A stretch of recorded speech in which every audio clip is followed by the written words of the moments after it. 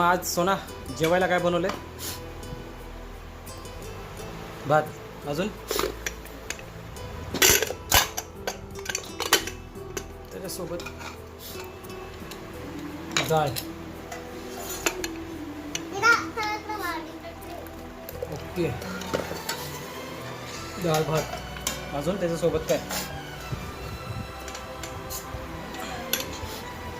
ही बटाटा आणि शेपूची भाजी. बटाटा घालून शेपूची भाजी बनवली आहे ही तोंडी लावायला. अजून त्यासोबत काय? स्वीटमध्ये आहे श्रीखंड. कुठलं आहे? वारणा श्रीखंड. आणि ही थोडीशी मी तिखटमध्ये शेपूची भाजी फ्राय केली. आणि हे